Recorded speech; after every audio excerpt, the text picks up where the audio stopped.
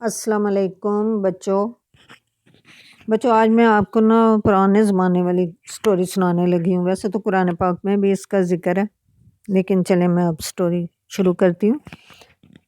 ایک دفعہ دو دوست ہوتے ہیں، تو دونوں کی آپس میں اتنی زیادہ گہری دوستی ہوتی ہے، وہ ہر بات آپس میں شیئر کرتے ہیں، اور دونوں ہی لینڈ لارڈ ہوتے ہیں، یعنی ان کی زمینیں ہوتی ہیں، اور ان زمینوں میں انہوں نے باغ بھی لگائے ہوتے ہیں، اور باہر کھجوروں کی باؤنڈری، اندر انگوروں کے باغ، آم کے، جامن کے، اور بہت سارے فروٹس لگائے ہوتے ہیں۔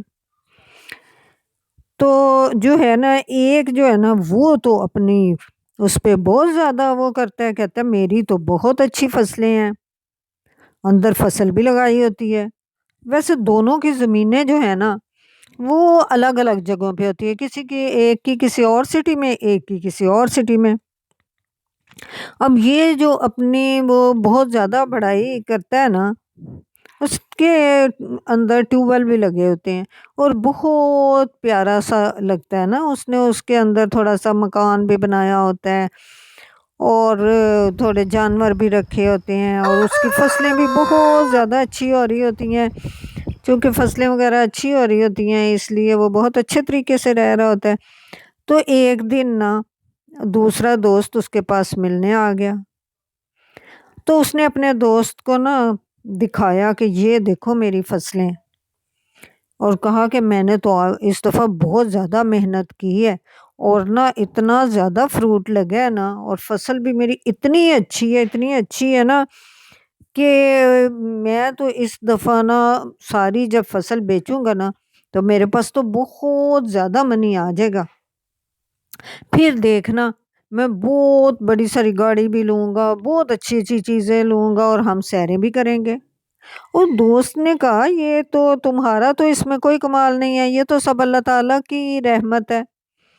تو وہ کہنے لگا کہ محنت تو میں نے کی ہے، تو اب تم کہہ رہے ہو اللہ تعالیٰ کی رحمت ہے؟ دیکھنا تو صحیح، میں صبح صبح جاؤں گا چپکے جا کے، تو میں اپنی فصلیں کاٹ کے لاؤں گا، اور پھر تم دیکھنا میری طرف۔ اس نے اللہ تعالیٰ کا ذکر ہی نہیں کیا، اور انشاءاللہ بھی نہیں کہا تھا۔ اب جس صبح صبح وہ اٹھ کے اس نے کہا میں جلدی جلدی جا کے کسی کو پتہ ہی نہ چلے ساری فصلیں کاٹ لوں اور چپکے سے بیچ دوں گا۔ اب جب وہ وہاں گیا اپنی فصل پہ، اس نے دیکھا وہاں تو کوئی چیز بھی نہیں تھی بچی ہوئی۔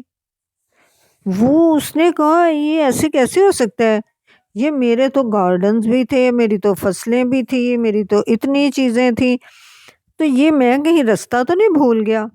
لیکن رستہ تو نہیں وہ بھولا تھا۔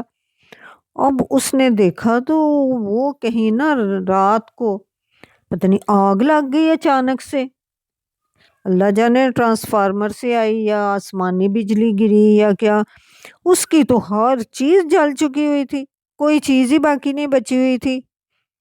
اب وہ دیکھ کے تو ادھر ہی بیٹھ گیا، اس سے تو اب چلا ہی نہیں جا رہا تھا، وہ اتنا پریشان ہوا، تو کہنے لگا پھر کہ مجھے تو اللہ تعالیٰ پر ہی بھروسہ کرنا چاہیے تھا، کہ اللہ تعالیٰ ہی اگر چاہیں تو ہمیں دے سکتے ہیں، اگر چاہیں تو ہمیں دیا ہوا بھی چھین سکتے ہیں۔ میرا تو اتنا زیادہ اچھی چیزیں تھی، فصل اتنی زیادہ اچھی تھی، فروٹ اتنا زیادہ اچھا تھا، یہ راتوں رات کیا ہوا؟ اب دوسرے دوست کے پاس گیا، اسے کہتا ہے کہ وہاں تو کچھ بھی نہیں ہے۔ اس نے کہا میں نے تمہیں کہا نہیں تھا کہ تم نے انشاءاللہ بھی نہیں ایک تو کہا، دوسرا تم نے اللہ پر بھروسہ بھی نہیں کیا، تم نے کہا تم نے ساری محنت کی ہے۔